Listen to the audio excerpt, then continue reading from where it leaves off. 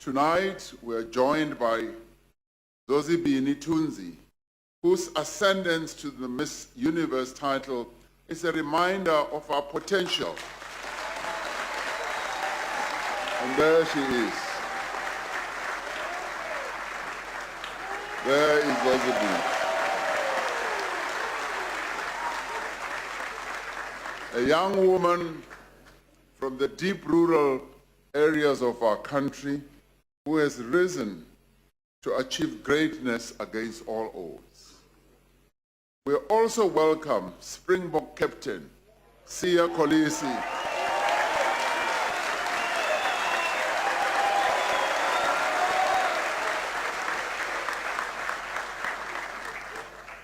who led a group of determined and united South Africans to become the 2019 World Rugby Champions.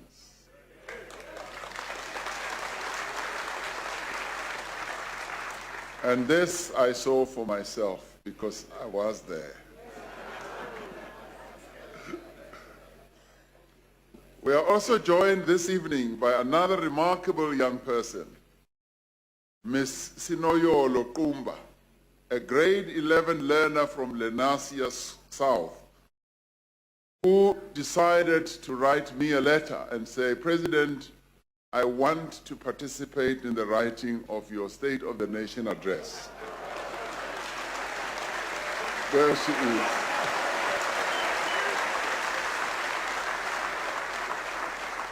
For over a decade, South Africans have had to contend with the effects of constrained energy supply. I've spoken extensively about the critical role that Eskom plays in our economy and our country, and in the livelihoods of every South African. The load shedding of the last few months has had a debilitating effect on our country, on our economy, and on our people. It has severely set back our efforts to rebuild the economy and to create jobs. Every time it occurs, it disrupts people's lives, causing frustration, inconvenience, and hardship. At its core, load shedding is the inevitable consequence of Eskom's inability over many years, due to debt, lack of capacity, mismanagement, and state capture, to service its power station. Where load shedding is unavoidable, it must be undertaken in a manner that is predictable and minimizes disruption and the cost to firms and households. Over the next few months, as Eskom works to restore its operational capabilities, we will be implementing measures that will fundamentally change the trajectory of energy generation in our country. We are taking the following measures to rapidly and significantly increase generation capacity outside of Eskom. The Section 34 ministerial determination will be issued by the Minister of Energy, Mineral Resources and Energy, shortly, to give effect to the Integrated Resource Plan of 2019, enabling the development of additional grid capacity from renewable energy, natural gas, hydropower, battery storage, as well as coal. We will initiate the procurement of emergency power from projects that can deliver electricity into the grid within 3 to 12 months from approval. The National Energy Regulator will continue to register small-scale distributed generation for own use of under 1 megawatt, for which no license is required. The National Energy Regulator will ensure that all applications by commercial and industrial users to produce electricity for own use above 1 megawatt are processed within the prescribed 120 days. It should be noted that there is now no limit to install capacity above 1 megawatt. We will also open bid window 5 of the Renewable Energy IPP and work with producers to accelerate the completion of window 4 projects. We will negotiate supplementary power purchase agreements to acquire additional capacity from existing wind and solar plants. We will also put in place measures to enable municipalities in good standing to procure their own power from independent power producers.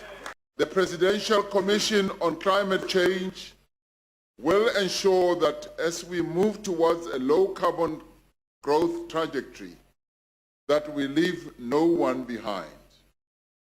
We will finalize the climate change bill, which provides for a regulatory framework for the effective management of the inevitable climate change impacts by enhancing adaptive capacity, strengthening resilience, and reducing vulnerability to climate change, and as well as identifying new industrial opportunities in the green economy.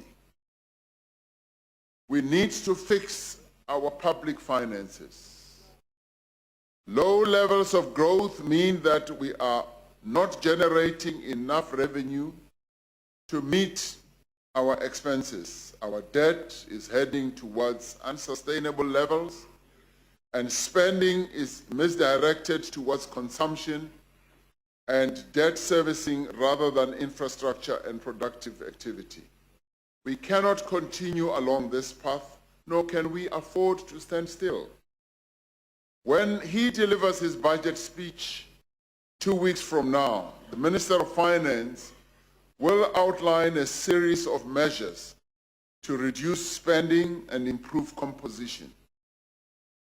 We are engaged with Labour and other stakeholders on measures that we need to take to contain the public wage bill and reduce wastage.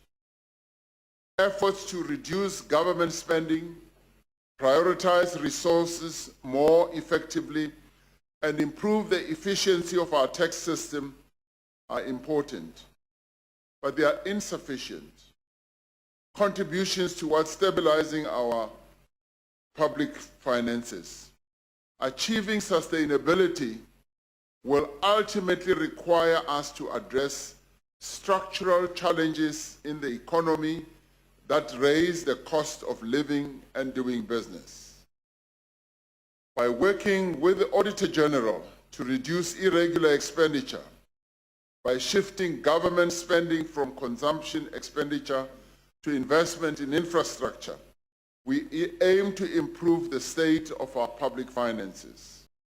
This year, we are moving from the stabilization of state-owned enterprises to repurposing those strategic companies to support growth and development. After years of state capture, corruption, and mismanagement, we are working to ensure that all SOEs are able to fulfill their developmental mandate and that they should be financially sustainable. In consultation with the Presidential SOE Council, we will undertake a process of rationalization of our state-owned enterprises and ensure that they serve strategic, economic, and developmental purposes. The extent of state capture and corruption and mismanagement in SOEs is possibly best demonstrated at South African Airways, which was placed in business rescue late last year. The business rescue practitioners are expected to unveil their plans for restructuring the airline in the next few weeks. In the interest of South Africa's aviation industry and our economy, it is essential that a future restructured airline is commercially and operationally sustainable and is not dependent on further government funding. The most significant contribution we can make to inclusive growth is in the development of appropriate skills and capabilities.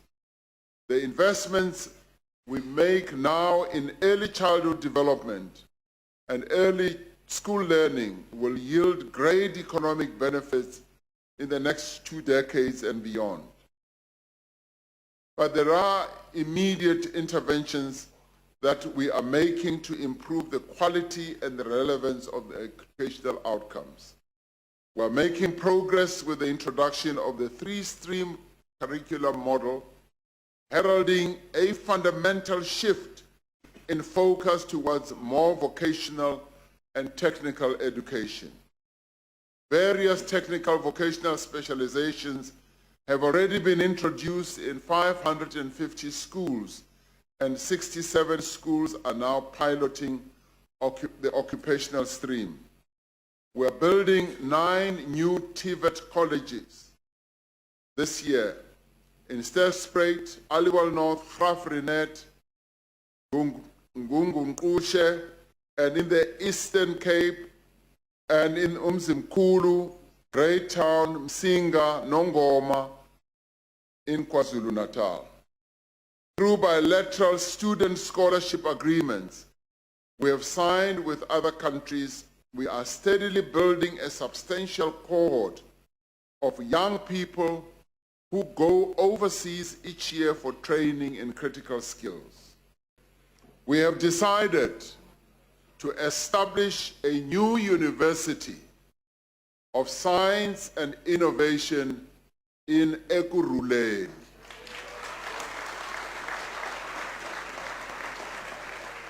Now, Ekurhuleni is the only metro in our country that does not have a university. They will have their own university now. Police visibility, effective training, and better resourcing of police stations are our priorities. I have prioritized our response to the growing problem of criminal groups that extort money from construction and other businesses. Specialized units bringing together South African Police Service and the National Prosecuting Authority are mandated to combat these crimes of economic disruption. To support the growth of the tourism industry, the South African Police Service will increase visibility at identified tourist attraction sites. It is training tourism safety monitors, and we will establish a reserve police capacity to focus on the policing of tourist attraction areas, as we have had and experienced huge problems around those sites. Anti-gang units will be further strengthened with priority given to the Western Cape, Eastern Cape, Gauteng, and the Free State.